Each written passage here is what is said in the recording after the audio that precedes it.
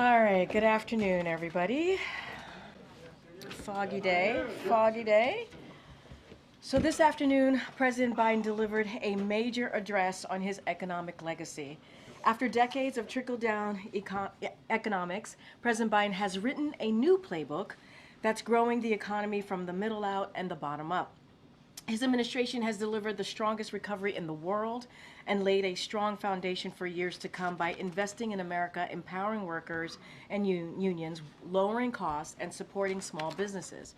Over the last 4 years, we have made remarkable progress, and the results speak for themselves.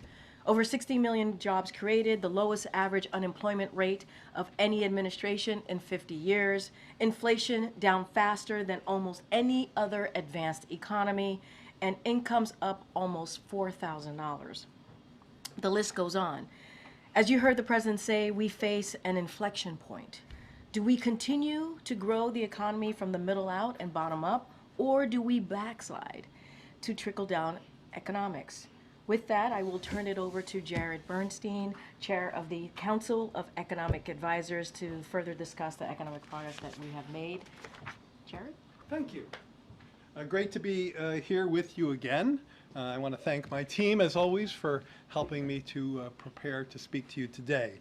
The president, as you just heard, gave a legacy speech today wherein he spoke about the strong economy that his administration is leaving to the incoming team and how we got here given what we faced when we took office. He then lays out he laid out a set of benchmarks, which I will go through with you in a minute, against which the incoming administration's economic stewardship should be judged. The speech makes clear that while the pandemic was the acute source of economic stress 4 years ago, the damage done by decades of Republican fealty to trickle-down economic policy was a long-term underlying source of economic pain for millions of Americans. The speech goes through the policy implications of that agenda, offshoring jobs with no concern for workers in their communities, anti-unionism, and disinvesting in American infrastructure, workers, industries, and contrasts that with the Biden-Harris agenda of middle-out, bottom-up growth, which implies a very different agenda, investing in workers in key industries of future growth and productivity, union power, full employment labor markets, fair taxation, and taking on corporations and lobbies like Big Pharma on behalf of the American middle class. The timing is not accidental. As Karine said, a quote from the speech, with the outcome of this election, we face an inflection point. Do we continue to grow from middle out and bottom up by investing in all of America and all of Americans, supporting unions and working families, or do we backslide to an economic theory that benefited those at the top while working people in the middle class struggled for a fair share of the growth? The president, as his speech, at the end of his speech, the president ticked through a set of benchmarks, indicators by which the conditions of the current economy that the incoming team has inherited can be assessed and judged. 16 million jobs with a manufacturing and a construction boom. In 4 years, we'll know if that job growth and booms will continue or not. Historic lows in unemployment, record new businesses, significantly closing the racial wealth gap, more people covered by health insurance than any time in history. Our tax code is fairer. We've gone after concentrated corporate power, and in 4 years we'll know if this power goes back to big corporations or not. Let me end my introductory comments today with a little bit of a reflection on the economics, speaking as the chair of the CEA, of the economic theory behind what the president talked about in his speech today. I should say the economic theory and the economic outcomes is as far from just a theoretical or an academic exercise. The president talked about achieving a soft landing, and this is the idea of considerably lower inflation without giving up much on the economy's demand side. That is, lower inflation without higher employment. As you know, many economists told us we couldn't get there. We'd have to have a recession to have as much disinflation as we've seen. In fact, that did not occur. And one of the reasons it didn't is because the job market, you know, I heard the president mention full employment a couple of times in his speech today. The job market has stayed uniquely strong for uniquely long. And that's given workers bargaining clout along with his union agenda. And so as prices have come down, as inflation, I should say, as inflation has come down, and wages have gone up, we've had real wage gains now for about a year and a half on a yearly basis. Last seen 1.5% real year over year. That's real. That's a considerable pace of real wage gains. This helps support strong consumer spending, and that's been a core factor keeping this economy moving forward above trend growth rates, and leading to a situation that you heard the president talk about today where the U.S. economy really is the envy of the world. And I say that as someone who recently came back from Europe, where I was frequently accosted by people who wanted to just talk about how we've achieved the innovation, the productivity, the persistent full employment that we have. That's the consumer side of the story, the consumer spending side of the story. It's 70% of our nominal GDP, so it's extremely important to keep the economy moving forward. But I often think of consumption as today's story and investment as tomorrow's story. I think what the president talked about today, that was so important and so compelling, especially given the fact that many of these benefits are going to unfold 2, 4, 5, 10 years from now if the incoming folks nurture the seeds we've planted versus take them out. This investment agenda has the potential and is already transforming economic growth, production, innovation, building up new domestic sectors in this economy in the area of clean energy, battery production, chips, and that kind of investment agenda, that speaks to future growth rates. That speaks to future opportunities. That speaks to future productivity growth. Now, we've already, as the president said in his speech today, there's been $1 trillion of private investment that has flooded into those sectors, into clean energy, into semiconductors, into providing infrastructure for this country. All of that, again, is a complement to the consumer spending side of the agenda, the soft landing agenda that sets us up for a future based on the kinds of investments the president talked about today. With that, I'll turn to your questions. Good to see you, Jared. Thanks for doing this and subjecting yourself to all of us. One of the benchmarks that President Biden didn't mention in his speech was the U.S. budget deficit, which is closing out the fiscal year last year like above 6% of GDP. How sustainable is that as an inheritance of the incoming administration? The president spoke about this a bit in the speech in the context of doubling down on the TCJA tax cuts, of course, most of which expire at the end of next year. And he talked about I think he mentioned $5 trillion in deficit-financed tax cuts if Republicans fail to offset that. I think that stands in stark contrast to the budgets that we've passed that have the most recent one with $3 trillion of deficit reduction. So the first point is that if you look at the fiscal outlook that we've tried to craft in our budgets, now obviously we're not able to get those through Congress, but we certainly, that's what we've been fighting for. They're characterized by significant deficit reduction and a great deal more fairness in the tax code, which is something he talked about today. So I think he correctly took a stance that the full extension of the Trump tax cuts would be both significantly damaging our fiscal outlook and even worse, creating more unfairness in the tax code and increasing after-tax inequality. In terms of whether 6% deficits are sustainable, I think that when we, what you really want to see, it's I think it's hard and probably not that advisable to say this number is okay and that number isn't. Once you get to this level of debt to GDP, you're in trouble. Once you go over it, the markets don't really work that way. Given the extent of the debt that we face so far, we still have very successful auctions to explain, what I'm talking about. But I do think that what you want to see is when you get to a full employment economy with above trend growth, you'd like to see that number coming down. So I think it's much more of a delta story. You'd like to see that number coming down, and one of the reasons you don't is because decades of trickle-down economics and Republican tax cuts have severed the linkage between strong economic growth and revenue flows to the Treasury. We've tried to correct that in our budgets, but the politics have blocked us from getting it there.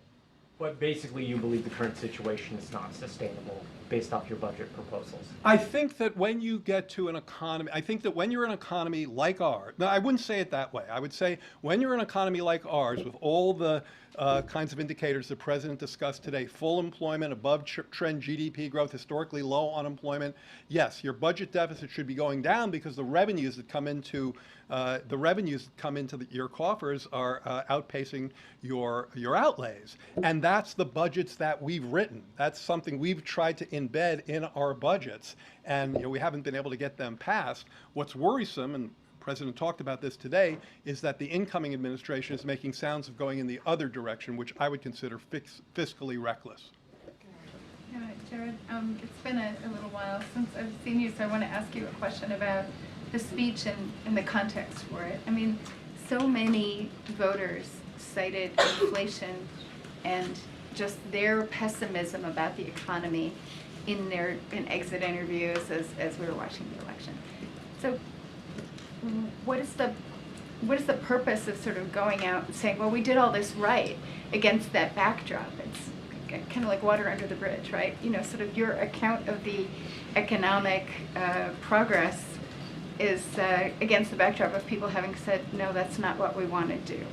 Well, as I tried to express in my topper here, in my introductory remarks, the purpose was really twofold. One was to lay out a set of benchmarks. I mean, I think the President quoted Reagan in the speech saying sometimes facts can be stubborn things, but they are facts. So lay out a set of facts that are unequivocally correct about above trend growth, trending at 3% on real GDP, lowest average unemployment in 50 years, 16 million jobs, and so on, real gains in average income of $4,000 since we got here.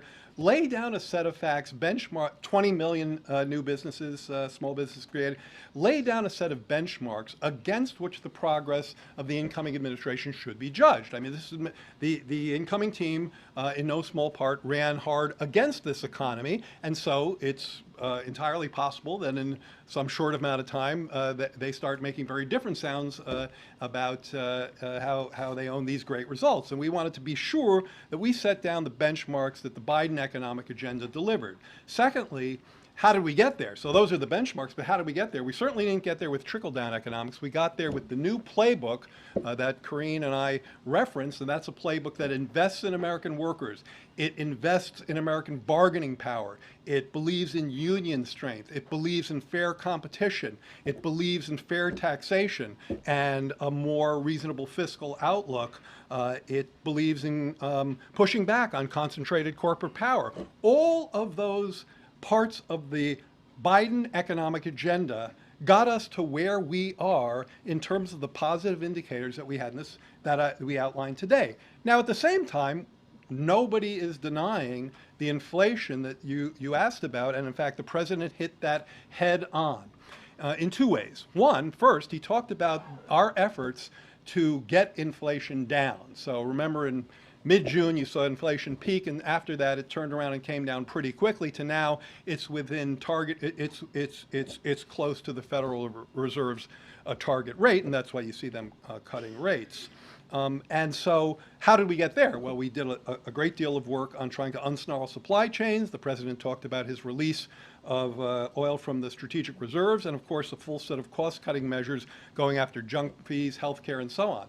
The incoming administration has talked about repealing measures that would directly raise costs, not to mention adding a set of sweeping tariffs that would act like a national sales tax, pushing the wrong way on inflation. So it seems to us entirely important to reference all of those developments in this case. Can I just follow up? So, given that there's this lag in the economy, like something happens and then there's a lag when you see the effect. How long will it be before, say, Trump's tariffs sort of make themselves felt? Because I think the White House itself looked at the possibility of repealing or removing the U.S.-China tariffs to sort of address inflation and realize there would be only a very modest impact. So, Okay, so first of all, what's your sure, I can prediction give for you the some lag? economics on that and the lag structure. First of all, it's really important in this conversation to distinguish between targeted tariffs that are designed to protect American industry and American taxpayers' investment against unfair overcapacity trade practices of the type that China has engaged in, with sweeping tariffs of multi-digit % tariffs on everything coming in from Europe and China. Totally different worlds. The first protects American producers. The second hurts American consumers. How quickly does that happen? Quite quickly. So let's talk about how a tariff works. And again, I think we've gotten some misguided explanations in this regard from the other side. The other country doesn't, the exporting country doesn't pay the tariff. Technically, the tariff is paid by the importing company. It's paid upon customs receipt by the importer. Now, that business then typically pushes that tax or tariff forward to their consumers. And that's why studies have shown that fairly quickly, I don't want to cite a number, but I think it's months versus, I don't want to cite a time period, but I think it's more months than quarters. So pretty quickly, I think we've seen in the past. Oh, you know, it's a good example is the washing machine tariffs. That they hit very quickly. I think it was a matter of weeks or months before we saw the price effects on washing machines and on dryers, American dryers, even though they weren't tariffed. So the price effects work pretty quickly. Good, MJ. Thank you. Thanks, Chair. Hi, MJ. Hi, nice to see you. You know, over the last year or so, I think we've all seen you field a lot of questions about this disconnect between what you describe as a strong economy versus the people's generally pessimistic economic outlook. I just wondered, and it's related to the last question, what would you say is the reason that there wasn't enough of an improvement in people's economic outlook by Election Day? I assume you've had some time to reflect on the results of the election.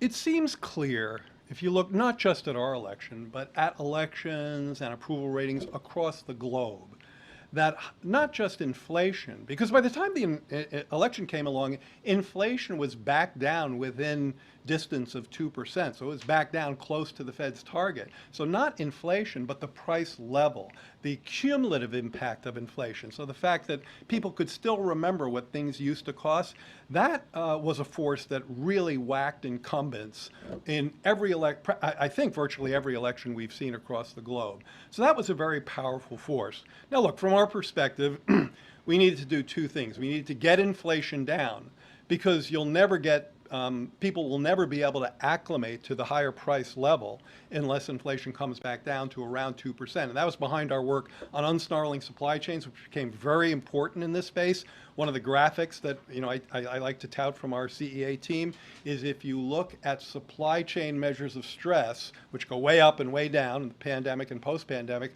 and you plot them against commodities goods inflation, they track each other very closely with a bit of a lag. And so getting inflation back down to target was very much an important part of agenda. But that just means prices are rising more slowly. It doesn't mean they're falling. And in fact, to have a broad decline in the price level, you would need a deep recession that nobody wants.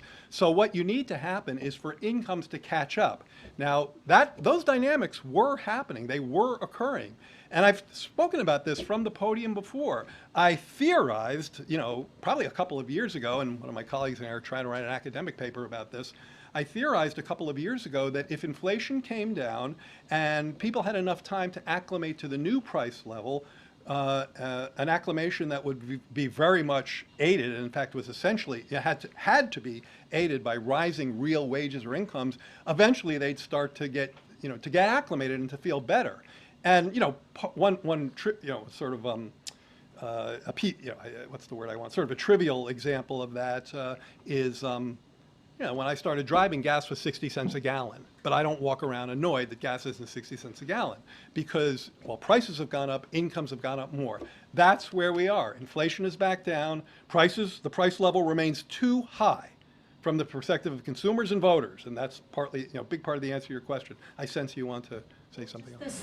This long memory that people have Yes. on price levels. I mean, do you feel like you, the president's economic team, the president himself, could have done anything differently over the last few years to better address that, better, you know, sort of meet people where they are? I mean, you've known that that is where people's heads have been at for a while. You know, the question of could you have done something different and better, I always feel like, sure, you know, you could always, nobody's perfect and you can always improve on what you did.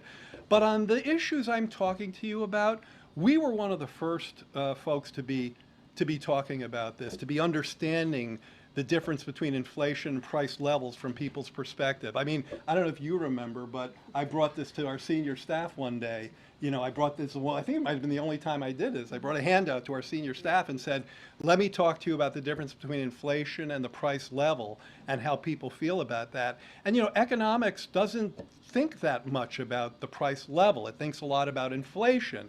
And, you know, not at all a critique of the mandate of the Fed. That's the congressional mandate and the one they follow. But it's full employment and stable inflation. So, and you'll hear Chair Powell talk about that I recognize the price level is a stress to people, but my job is to get inflation down. So it's something we've been on for a long time, and it's behind the cost-cutting work that we tried to do here. We cut costs in healthcare. The president talked today about junk fees. You saw the energy results from the SPRO release and so on. We tried to get a lot more competition going in the grocery sector, where there's definitely not enough competition, leading to pretty high markups and profit levels that we've talked about and used the bully pulpit to convey our concern about. But, you know, we live in a capitalist economy, and so prices are generally determined by private markets. But where we could, and healthcare is a great example because the government is in 9% of the healthcare market. So healthcare is about 18% of GDP, about half of that is the government. So there's an area where we could and did make a huge difference. Insulin, capping prescription drugs, which kicks in, by the way, in a couple of weeks, the $2,000 cap on prescription drugs. We're very proud of that agenda. You know, could we have done more or talked about it differently? You know, I think we did what we could. Hey, Jared. Hey. Good to see you. One of the things the president mentioned today at Brookings was he hit a note of regret about not signing the COVID checks the way that Donald Trump did. And I just was wondering if that's something you ever talked about, or, you know, following up on MJ's question about what could have been done differently. Was that a debate that happened at all? Would you have recommended anything to the president in that regard? It's not something I recall talking or debating about. I mean, I will say two things about that. One is, just to bring it back to the economic space in which I'm more comfortable, certainly those checks were instrumental in what I described earlier, which was getting businesses and consumers to the other side of the crisis. You know, we gave people more buying power than they had at a time, and there's been a lot of second guessing on this, so I'd love to set the record kind of straight. In January of 2021, it was peak COVID deaths, okay? The unemployment rate was stuck at 6.7%, and I just looked back the other day. The last jobs report when we came in was a negative. It had been revised, it's been revised differently. I think it's actually been revised to be a bigger negative, but it was a negative. In other words, we'd lost, I think, 140,000 jobs according to the print. That was in December of 20. So this was a very challenging economy. You know, people who say it was fine and you shouldn't have done anything are forgetting, you know, that's amnesia. So we're very proud of the fact that this income got into people's hands quickly. Who was asking about the lag a second ago? Boy, there's a really tight lag there. You know, this money got out quickly, it got into the economy quickly, and it very quickly set up an economic expansion that is today the envy of the world. The president isn't hyperbolic when he says that, and I say that having recently come back from Europe, is the end that set up that full employment expansion that we've enjoyed since then. And two, so I said there'd be 2 points. Two, he was kidding. Oh, wait, he was kidding about signing the checks? He was kidding. Good, Daniel. Thanks, Joe. I just wondered if you have had the chance yet to speak to your successor in the Trump administration, and if you've got any advice for him. I have not. I don't know who will be sitting in my chair yet, so I haven't spoken to that person. And then advice? Yeah. That's a good question, one I haven't thought of. I would say read the president's speech today. Really, I'm not being facetious. The president's speech today is the best advice I could give to any member of the incoming economic team. Because what it says is we have planted some very important seeds in growing domestic industry, which I think both the outgoing and the incoming administration share the strong desire to see American industry stand up independently, more resilient supply chains. Yes, we still believe in very robust trade flows, so obviously part of my advice would be not to do sweeping tariffs. Certainly small tariffs, targeted tariffs that protect against unfair dumping, sure. But it would be to nurture, I guess this may not be the most mellifluous advice that they want to hear, but nurture the seeds that we've planted. This is not a blue state thing or a red state thing, and in fact, the president was very clear on this today.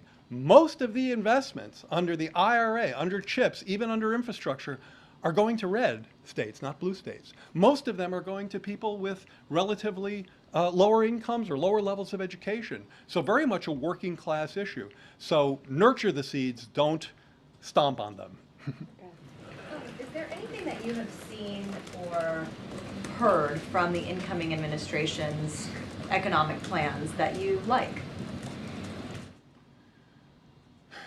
Or that could be in line with what you have? I've heard certainly commentary about getting on a more fiscally sustainable path. So thinking about Josh's question a moment ago. What I can't put together is how you get there from here, well, not from here, how you get there from what I believe to be their fiscal agenda. And in fact, there have been many scorekeepers across town who have been scoring the cost of not just extending fully the TCJA tax cuts, but going further. Tax cuts for overtime, tax cuts for Social Security, tax cuts for tips. And so if you tout that all up by one study, there was an upper bound of north of 10 trillion in terms of adding to the deficit and the debt. So I like some of the sound I'm hearing about getting on a more sustainable fiscal path, but then I'm hearing a policy agenda that goes the wrong way on that. Just to follow up, you said that most of these projects are in red states. Certainly your administration didn't get a whole lot of political benefit from that, but I'm wondering, why is that? Is it because it's easier, there's less red tape, there's less regulations in red states, you can get projects up and going faster than in blue states? No, it's not so much that. It's more that, that these projects were targeted to communities that had been historically left behind. This president believes, and I think he probably shares this belief with the incoming president to some extent. This president believes that while there are absolutely positive attributes to globalization, the idea that globalization didn't leave behind American communities and didn't hurt anybody and uplifted everybody is clearly wrong and even bereft. I mean, to blithely say, here's another trade deal, everybody's going to love it and be fine, is just denying the impact of the China shock and the hollowing out that happened to the very communities we're talking about. So these plans were designed in part to disproportionately send their investments to communities that had been hollowed out and left behind. Energy communities, communities where anchor factories were lost, and that's behind where those investments have flowed. But a lot of battleground states were deindustrialized and left behind. Well, Put projects in So there. those Why were- red states is what I'm asking. No, go to investment.gov and you'll see that there are lots of projects there too. So it's not that 90% were in red and 10 were in blue. I don't know what the division is, but I think it's probably fairly close. It's that a lot more were, when the president talked about this today, he framed it as like this may not, some may look at this and say this is not my greatest political move. That's not where he's coming from. When he said, I'm president for all Americans. He meant it, and he over-delivered. Yeah. Hey, Jared. Thanks for doing this. I have a question sort of about legacy. Biden built the speech this afternoon as about an economic playbook, something that is successful and should be replicated. But it didn't have a lot of electoral success, and it didn't, in the minds of voters, as other folks have said, they don't see it as a success for them. I just wonder what gives you or what gives the president confidence that this should be or would be replicated. So here you have to, that's a totally fair question. Here you really have to get under the hood, and I've done this.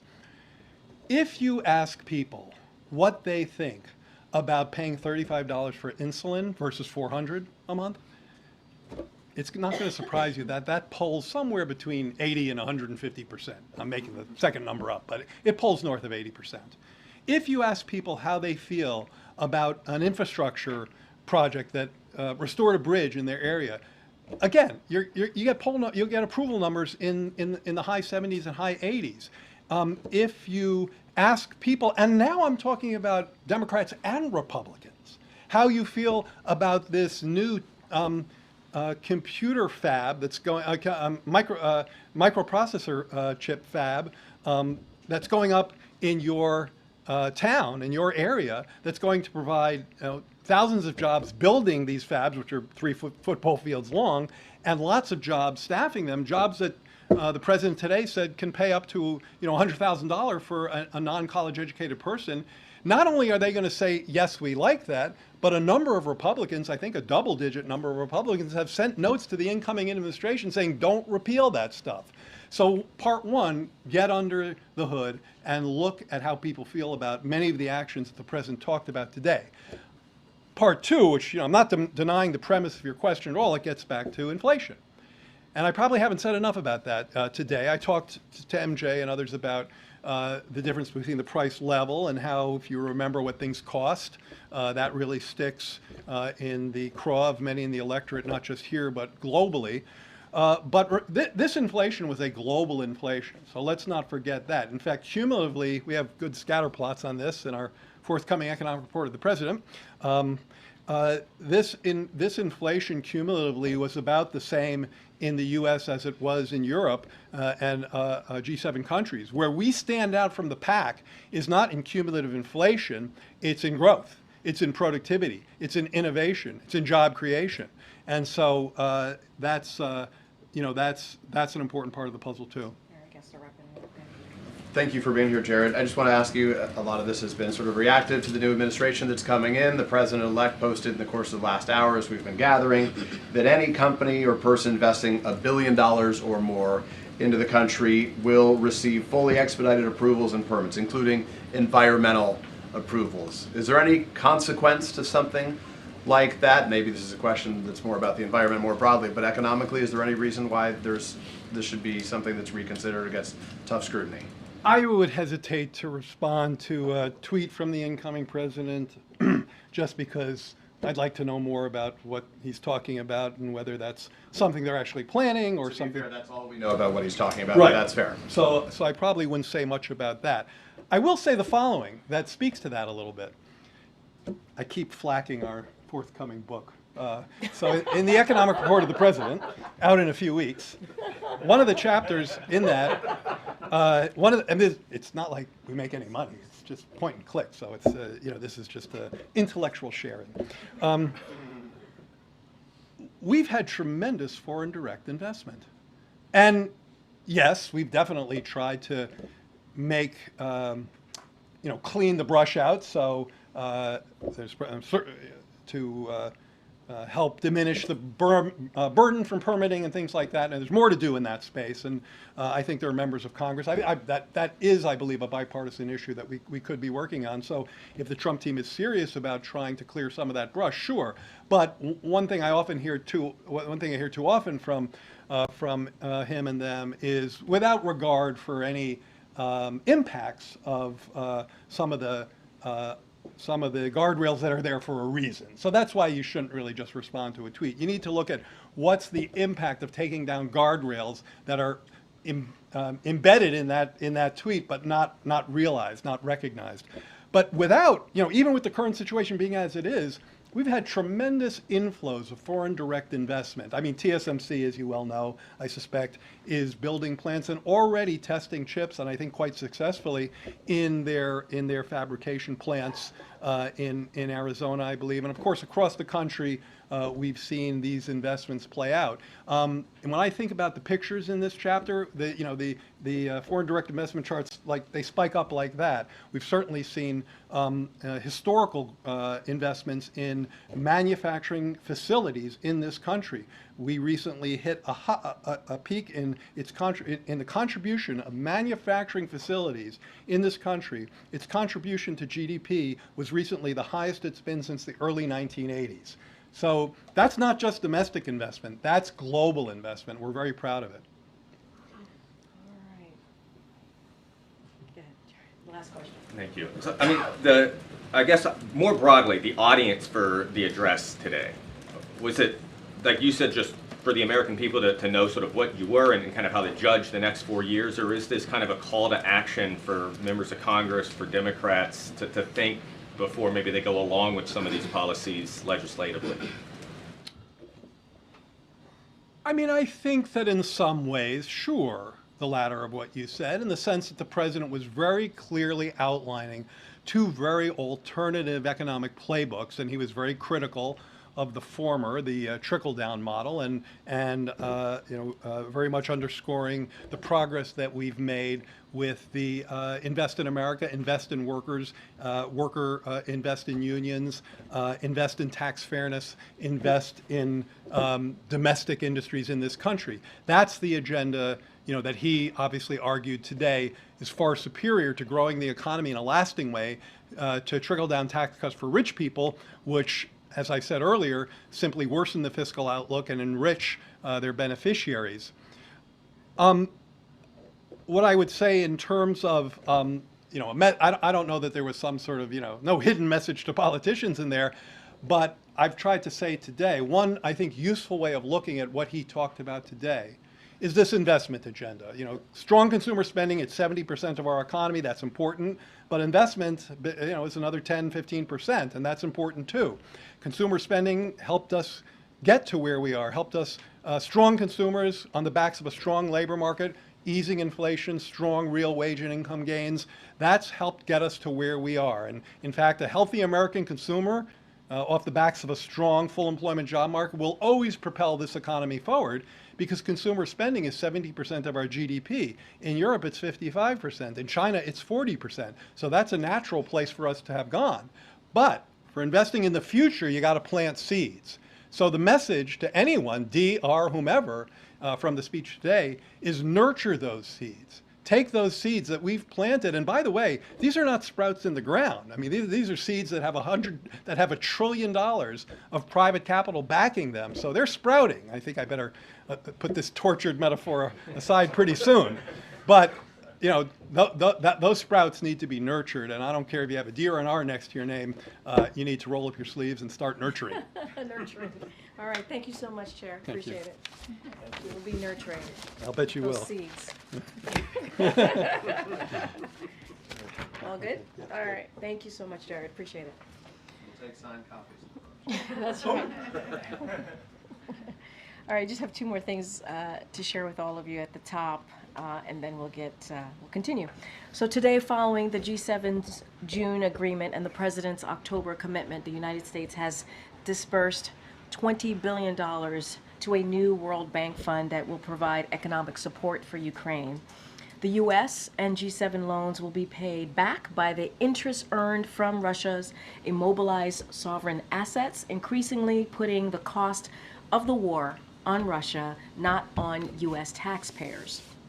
After Russia's brutal invasion of Ukraine, the G7 made a commitment that Russian sovereign assets in our jurisdictions will remain immobilized until Russia ends its aggression and pays for the damages it has caused Ukraine. The United States and G7 are now making good on that commitment. Together, we will leverage income earned from frozen Russian sovereign assets to provide a total of $50 billion of extraordinary revenue acceleration ERA loans to Ukraine. This will lend vital support to the people of Ukraine as they defend their country, and it also makes clear aggressors and tyrants will be responsible for the damage they cause. And finally, tomorrow, the President and the First Lady will host the first ever White House Conference on Women's Health Research. The conference will bring together business philanthropic leaders, academic researchers, advocates, investors, and administration officials to discuss the President and First Lady's historic leadership to advance women's health research.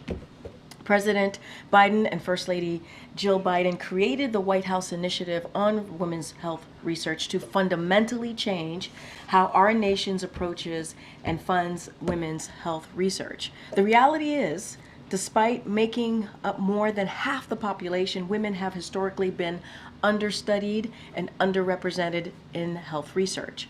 To help close these gaps, President Biden called on Congress to make a transformative investment of $12 billion in new funding for women's health research in his 2024 State of the Union. He also signed an executive order to advance women's health research and innovative directing, the most comprehensive set of executive actions ever taken to expand and improve research on women's health.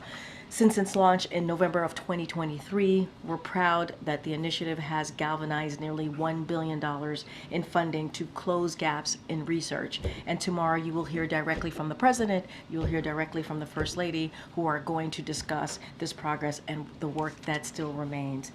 And stay tuned for more. With that, Josh, as always, it's good to see you. Good to see you. Given the killing of the United Healthcare executive, what would you say to Americans who might sympathize with Luigi Mangioni's purported manifesto indicating that insurance companies ultimately care more about their profits than the health of their customers? So let me is that premise is that premise accurate in any way? So let me just say at the top, offer up certainly our condolences to the victims and his loved ones. We are certainly tracking the latest regarding this deadly shooting. As you all know, local enforcement is leading the investigation, and the FBI certainly is supporting. So we will know more as they complete their work, and we're going to give them the space to do just that. And we are grateful to law enforcement for apprehending the suspect, and we stand ready to provide further support if needed. And so while we're certainly not going to comment on the investigation, we condemn violence in the strongest term. And so I'm just going to be really careful here and not comment on this case as we do normally. It's not, it's our usual step forward as we talk about these types of situations. Obviously, this is horrific. Violence to combat any sort of corporate greed is unacceptable. And so that is as far as I'm going to go. I'm going to let the investigation move forward, and I'm not going to speak to any manifestos or anything that is coming out to this. Let me follow. This Sure. administration has made price gouging a priority. It's talked about junk fees. The president just outlined part of this in his economic speech. Are Americans treated fairly by their insurance companies? Look, I think what I want to be careful, because this is indeed connected to this case, connected to this ongoing investigation. I do want to be mindful on what I say from here, and I'm going to let this open investigation continue and let the law enforcement do their job. I think it's important that we give them the space to do that, and I don't want to speak to what has been said by this particular individual. Obviously, we are going to continue to condemn any form of violence that is unacceptable, and so that is as far as I can go from here, given that this is an ongoing investigation, and speaking to it would not be the right thing to do right now from this podium. Okay, Karine. A couple questions about drones.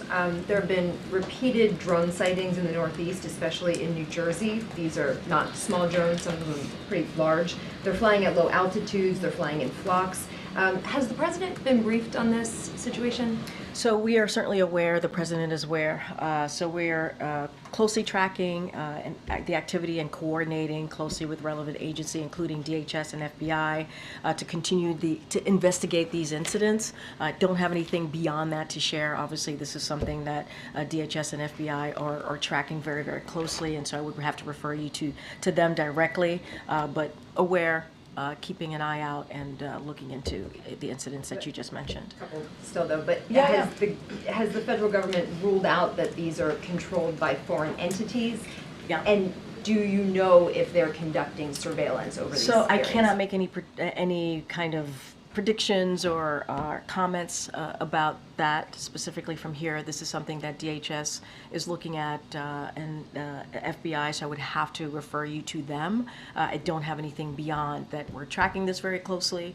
Obviously, we're all aware of the incidents that have been reported. I'm not going to go into what they could be or could not be from here. That is something that obviously is being looked at as those respective agencies that I mentioned. When was the president briefed on this? I don't have a timeline, but he certainly has been made aware of this. And his the New Jersey up-to-date. governor said, it's frustrating that there aren't answers about where these are coming from, that people are very concerned about this. What's the White House message to the people up there who are frustrated that there isn't any information right now? And obviously, we hear them and we understand that. We are closely tracking this. We are monitoring the incidents that have been put forward and certainly made public. And we have two agencies that I've already mentioned that are looking into this, working closely with folks on the ground, trying to get to the bottom of it. I don't have anything more to share beyond that.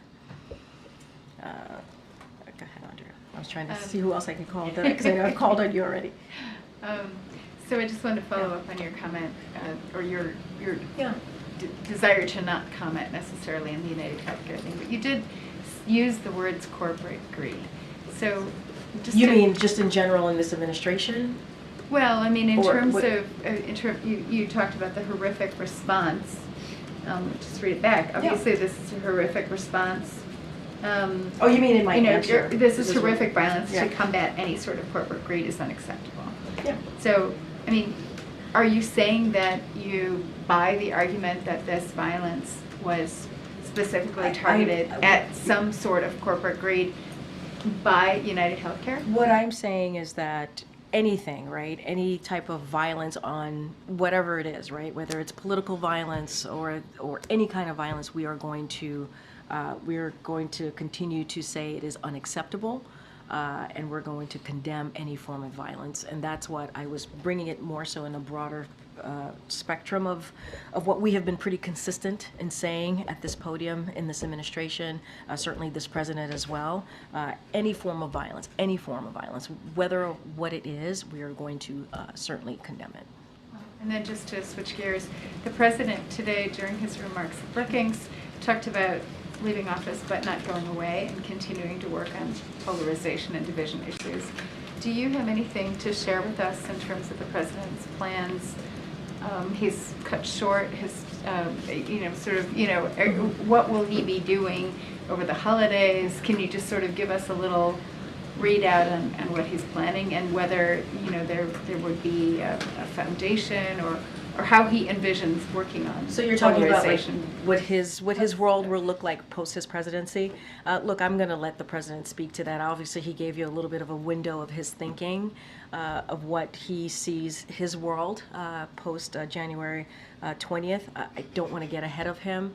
This is someone, if you think about it, right, in more broadly, he has had a 52-year career in public service, so he is a public servant to his core and always believes in doing everything that he can to make Americans' lives better, and you saw him do that in the last almost 4 years, and he's going to continue certainly doing that in the next 41 days, the last 41 days of his administration, and so that is inherently who he is.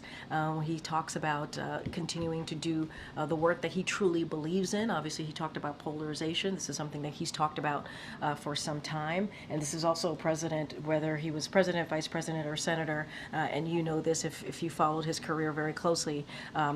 He has found ways to reach across the aisles to get things done on behalf of the American people, and so I'm sure that is something that he wants to continue to speak to, but I don't have anything to share. I'm going to let him certainly lay that out when he feels is the right time to do so.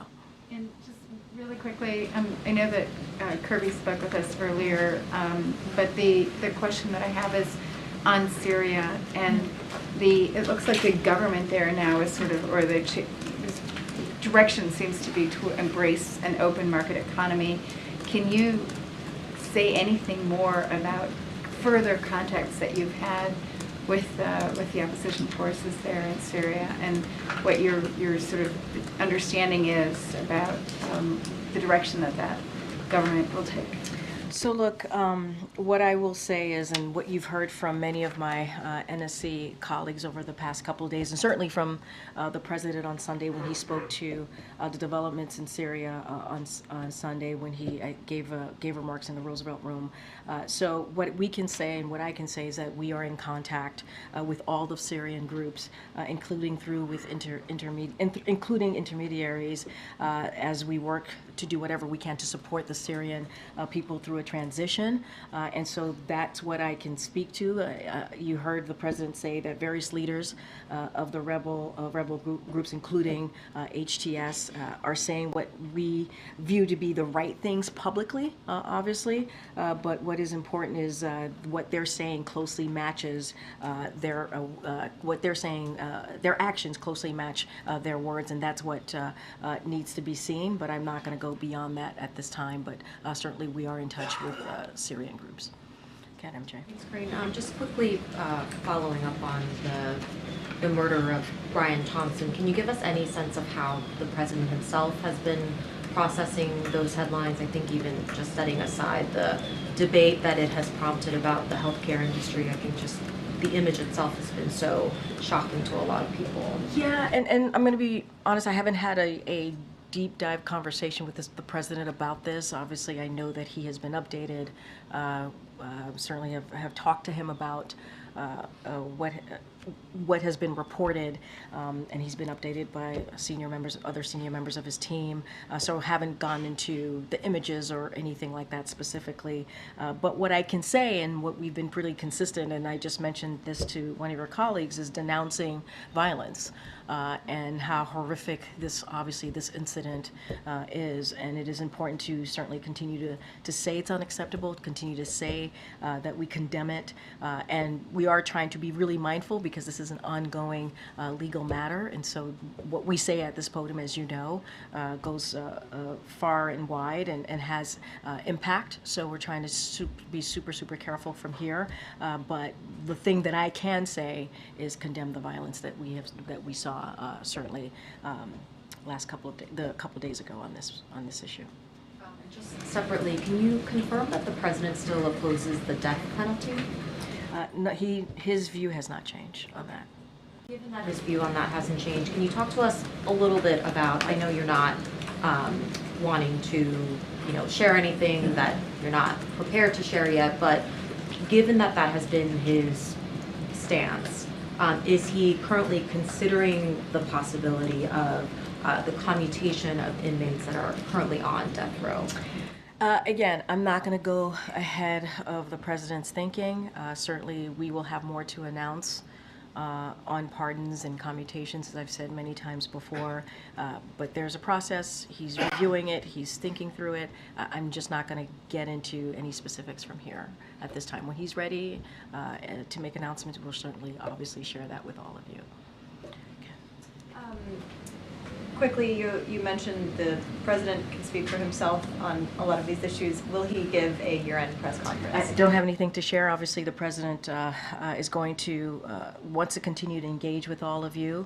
I don't have anything to share on that. The former Israeli defense minister was here today. Any updates on where the hostage negotiations stand? I don't have anything to update you on that, as you know, and we've been pretty consistent about this and pretty forthright on saying how we're certainly continue to be committed and working 24/7 to get the hostages home. This is a priority for this president, and he wants to do everything and continue to do everything that we can to do that.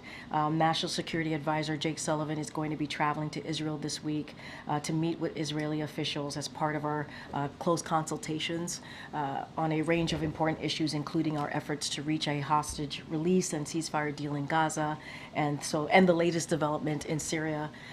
and for discussions about Lebanon and Iran. So that is happening. Jake will be going to the region, and as you probably already know, he's going to be meeting with the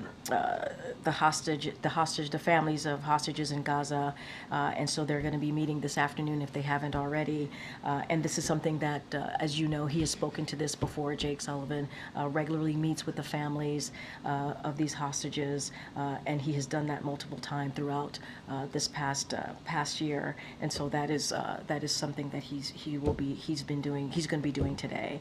And so we have been really clear, this president has been really focused on his commitment on bringing Americans who have been wrongfully detained, held hostage. I think we have brought home over 75 Americans who are unjustly detained around the world, and so that commitment continues, and so that is certainly what we're going to work on 24/7 from here. And to that note, the president said that he believes that Austin Tice, American journalist held in Syria, is alive. What exactly is that based off of, and has there been any movement in terms of securing his release? So let me just say at the top that that is a priority. You heard that from the president when he took, I think, he made a statement and certainly took a question about this on Sunday. Finding Austin Tice is a top priority of this administration. The FBI and State Department have offered up to $11 million in reward to anyone who can provide information. We do not know where he is located. We do not know. But we continue to hope that he is alive. And I think that's what you hear from this president, that he is hopeful that he is still alive, and we're talking through certainly this with the Turks and others to find him and to bring him home, and that is our commitment from this president. I will say more broadly to answer the question, there is no indication that he's not alive, but there's also no indication about his location or his condition. So again, we are hopeful. We are hopeful that he is, and we're going to continue to do the work to bring him home. Sorry, just to follow up, so when the president says he believes he is alive, are you saying he's really saying that he's hopeful he's alive? Well, there's no indication he's not alive. There isn't. But at the same time, we do not know his location, and we do not know his condition. That is just sadly the realities that we're in. You heard what I just laid out about what the FBI and the State Department have done, offered up $11 million in rewards to anyone who can provide more information. I think that shows our commitment to bringing him home. And that's what you're going to continue to see from this president. Again, I talked about how he has, in his administration, has brought home more than 75 Americans who have been wrongfully detained. And so I think you can see this president and hear this president's commitment to doing that, getting Austin Tice home to his family. Okay, Peter. Can you detail how recently or when most recently President Biden himself spoke to the Tice family, what the engagements with the family look right now, and then what, with some specificity, is being done to try to secure more information? Is there a hostage recovery effort that's taking place that's physically in Damascus on the ground? There are American troops there. What more can you tell us about that? So I would have to check in. I don't have any update on a conversation when is the last time the president has a conversation. None since the fall of Assad. I just want to be super mindful. I just haven't had that conversation, so I don't have anything to share with you on the last time the president has spoken with Austin's family. As you know, Jake Sullivan, the National Security Advisor, spoke to his family just last week, so that has occurred. There's been engagement and from us with the family, so just want to make that clear. Look, I just laid out how the FBI and the State Department has offered up $11 million in rewards, right, to try and get more information. We do not know his location, and we do not know his condition. And so we are trying to do everything that we can to get that information. We are committed to bringing him home. And so that is what you heard from the president, certainly on Sunday when he was asked directly this question, or asked a question about Austin. And so that continues to be our commitment. So we are certainly working through the Turks and others to find him and bring him home. So that is the actions that we have been taking. And so I don't have anything else to share beyond that. If you have anything more to share, I trust you'll tell us. Let me ask you, if I can, following up on a question that was asked to Jared that raised this thought for me. Have you had any conversations with your successor at the podium, Caroline Levitt, and specifically, what advice would you give to her when she takes the podium? Yeah, I was asked a question like this when her announcement was made, and certainly I wish her all the luck. And this is a great job. I love this job. It has been an honor and a privilege to serve as the White House press secretary to this president, to President Biden, to this administration, and I hope she enjoys it. And I hope, you know, again, I just wish her well. This has been an experience that I will always remember, a lifetime, one of those experiences that will live with you forever.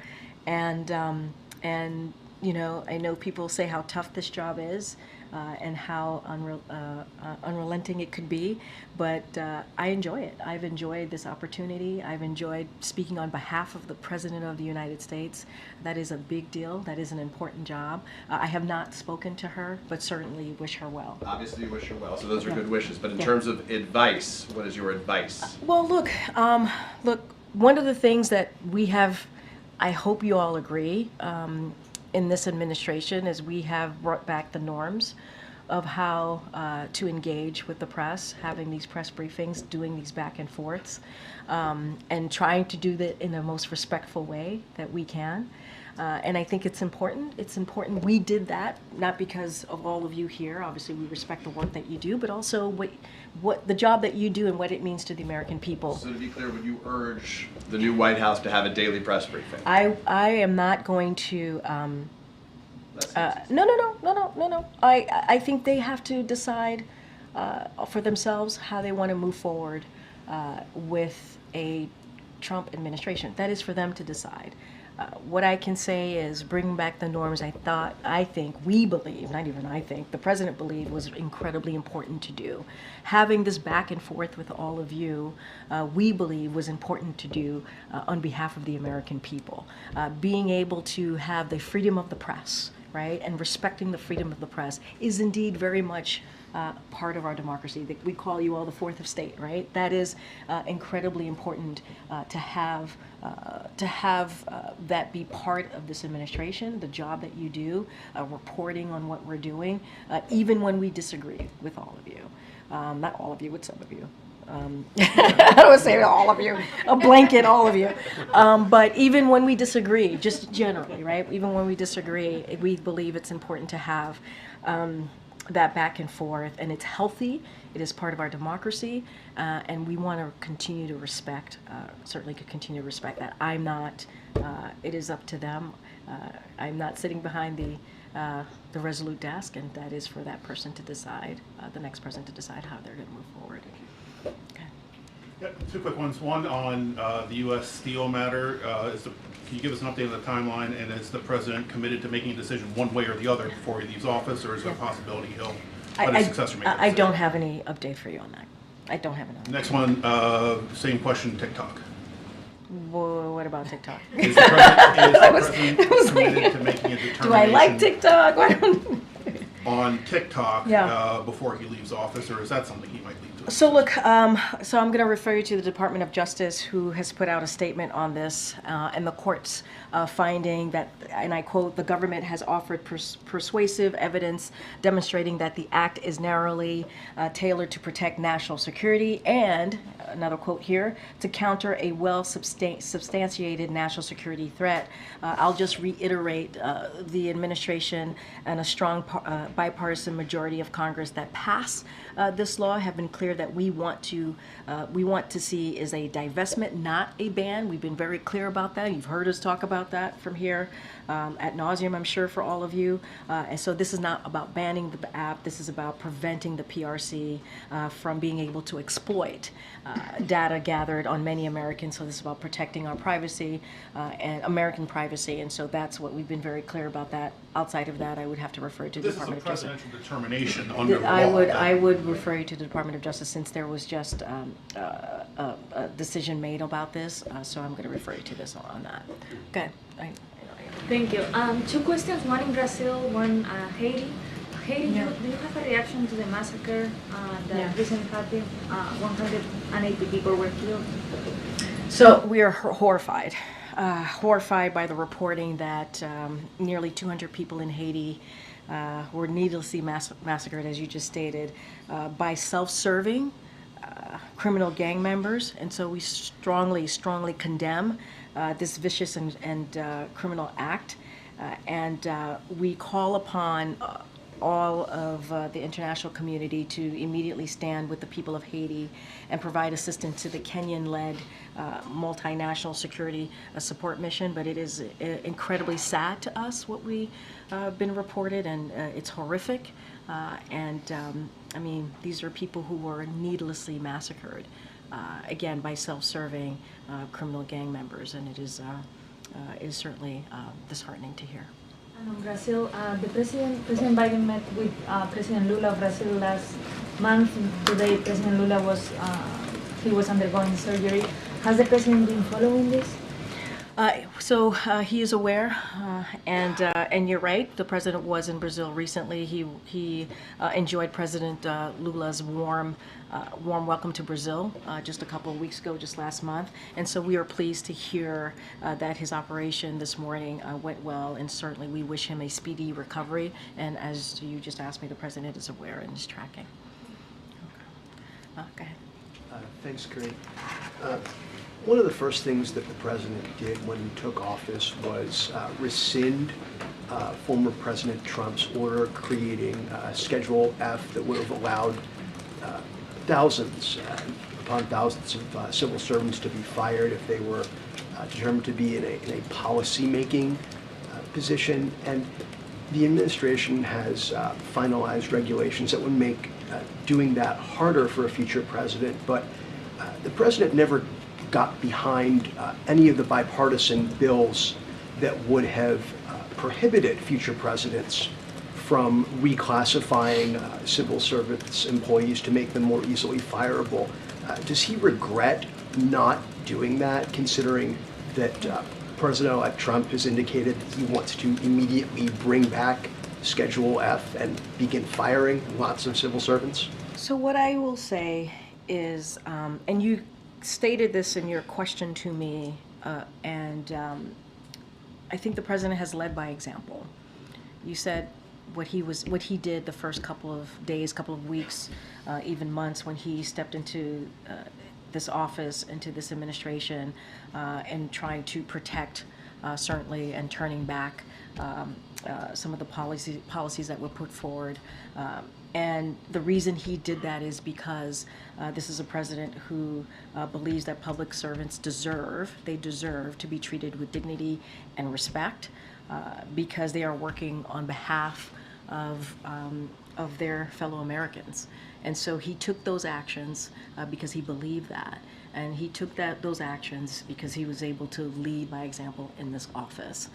And so I'm not going to get into what the next administration is going to do or not do, but what I can say is really very much into how you led into your question to me, is that he respects public servants, and he certainly has led by example from But here. the president, he had a Democratic trifecta when he came into office, and yet he did not put any of his political capital into getting Congress to include in any of the must-pass bills legislation that would have prohibited future presidents from doing what Donald Trump has vowed to do. Yeah. And the regulations that the administration has finalized can be undone. They can be unwound, and all of what happened, of what the administration did, can be for naught. Why did the president not, if he respects civil servants so much, did he not put any political capital into safeguarding their status in legislation?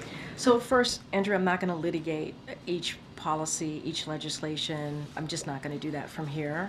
And so that is something that I'm not going to get into.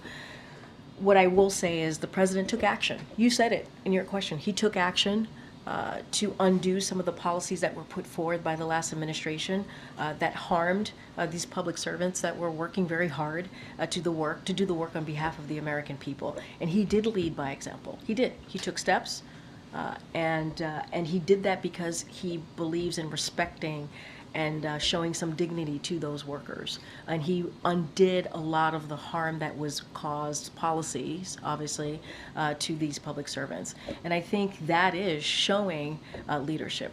That is showing how you can take action to do the right thing. And so I would obviously take a little offense to your question, but I'm not going to litigate each legislation. You said it yourself in asking me this question, original question. The president did take action. He did lead by example, and I think that's important here. I'm going to take one last question. Go ahead. Thanks, Karine. Just quickly, has the president been briefed on the fires out in California? Is the White House in touch with officials? He certainly has been kept up to date to the fires in Malibu, California, more specifically. So we are certainly praying for communities out west that have been, in fact, impacted by the wildfires. And administration officials, as we normally are in close touch with local and state officials on the ground, their counterparts. And FEMA has issued a fire management assistant grant to help reimburse California for firefighting cost. And so we're obviously always grateful to the brave firefighters who go out there and put their lives on the line to protect people and save lives. And so we stand ready, as we normally do, stand ready to provide any further support. And so we certainly, as we do at all times when we see this type of extreme weather that's created this type of havoc, that communities on the ground, folks on the ground need to certainly pay close attention to what's being said to them, evacuate if needed, and we want them to be safe and to stay safe. All right. Thanks, everybody. I'll see you. Thanks, everybody.